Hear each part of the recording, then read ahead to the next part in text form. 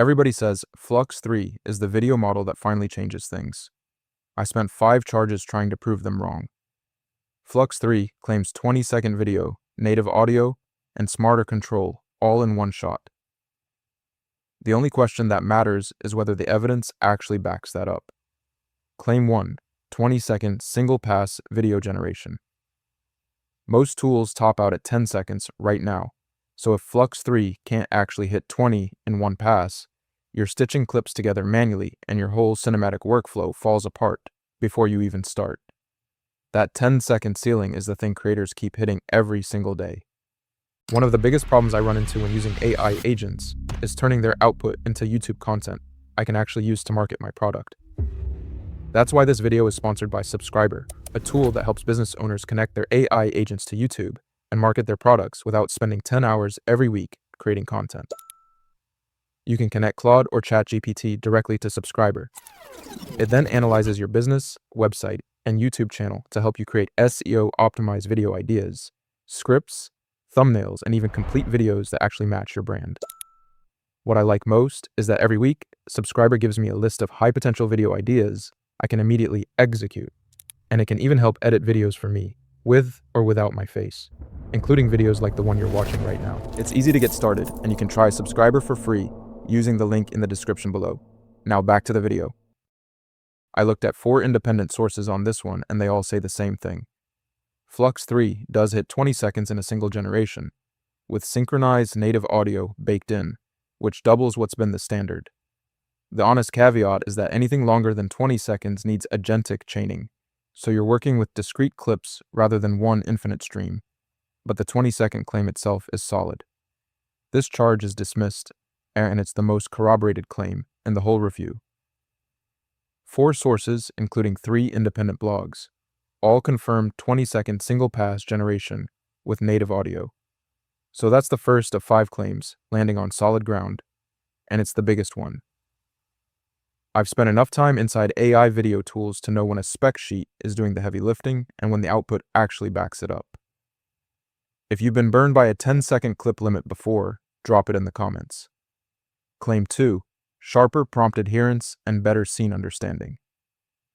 You write a complex prompt with 5 objects, specific lighting, and text in 2 languages, and the model just ignores half of it.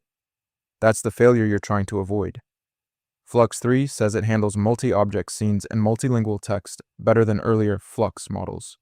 Let's see what the evidence says. The part that got me here is that multiple community sources, Stable Diffusion tutorials and Imagine AI among them, independently report sharper adherence on multi-object scenes and better multilingual text rendering compared to FLUX 2, but there's no head-to-head benchmark against Cdance or Kling, so the improvement is real within the FLUX family, just not necessarily across the whole field. This charge is dismissed too because community consensus backs the improvement even without a clean competitor benchmark to anchor it. 2 of 5 claims have now landed on the right side of the evidence, and both of the first 2 came through. Claim 3, FLUX 3 beats the competition, with preference rates ranging from 52% over Cdance 2.0 all the way up to 93% over Luma Ray 3.2. Those are the numbers on the marketing page. The objection you probably already have is obvious. Who ran those tests, and did anyone else check the math? I looked at every source for these preference rates, and they all trace back to one place, the vendor's own blog.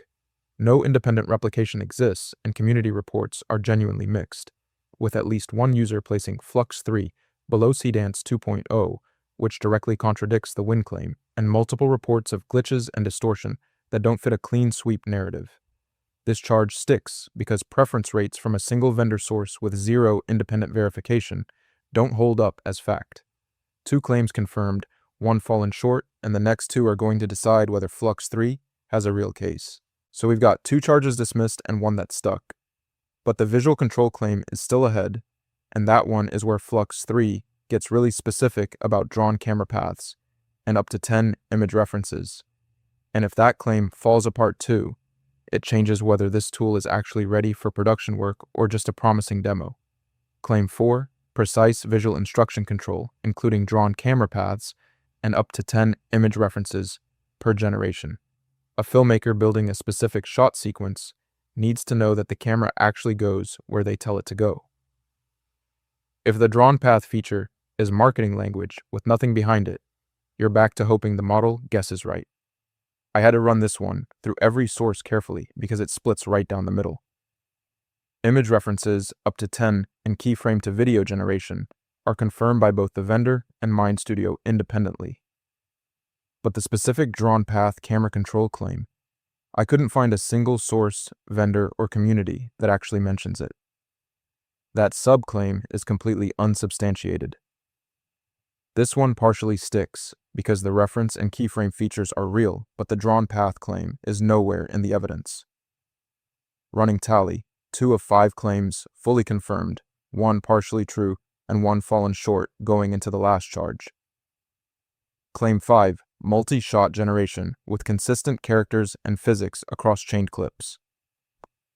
This is the one that actually makes longer form video possible. If your character's face changes between shot 2 and shot 3, or the physics go weird mid-sequence, the whole cinematic illusion breaks and you're back to rendering individual clips and hoping they cut together. The agentic chaining itself is confirmed by both the vendor and FLUX3video.com independently, and community reports describe believable physical interactions and cinematic quality across shots, which is genuinely promising. The honest inline caveat is that glitches and distortion still show up in some generations, so consistency is directionally real, but not a guarantee you can count on every single time. This charge is dismissed because multi-shot chaining with consistent characters is confirmed by both vendor and independent sources, even with the caveat that perfection isn't guaranteed yet. Final tally. 3 of 5 claims hold up, 1 partially true, 1 falls short, and that's the real picture of FLUX 3.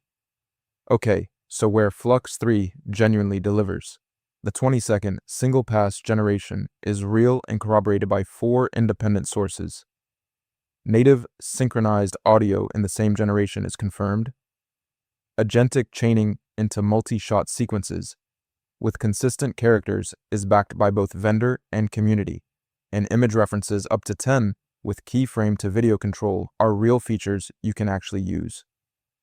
Where FLUX 3 falls short, every preference rate from 52% to 93% over competitors comes from a single vendor source with 0 independent replication, and at least 1 community user put FLUX 3 below CDance 2.0, which directly undercuts those numbers. The drawn path camera control claim appears in no source at all. Community reports of glitches and distortion contradict the production-ready story. And pricing is still completely unclear, so you can't even run the cost math yet. 3 of 5 charges dismissed. If you need long, audio-synced cinematic clips and you're okay with early access rough edges, FLUX 3 is worth trying right now. But if you need production-ready reliability or a clear cost picture before you commit, the honest call is to wait. One thing the marketing page doesn't tell you, native audio generation goes nearly silent on low motion, quiet scenes unless you explicitly cue it in your prompt. No audio prompt, no audio output, and you won't find that caveat documented anywhere. So the first time you generate a slow ambient clip and get back total silence, you'll know why. If you want to see how the underlying model intelligence stacks up against a proven alternative, I ran the same kind of evidence review on Claude Opus 4.8, and the results were pretty interesting. That video is called Claude Opus 4.8, Still Worth Using, and it's worth watching right after this one.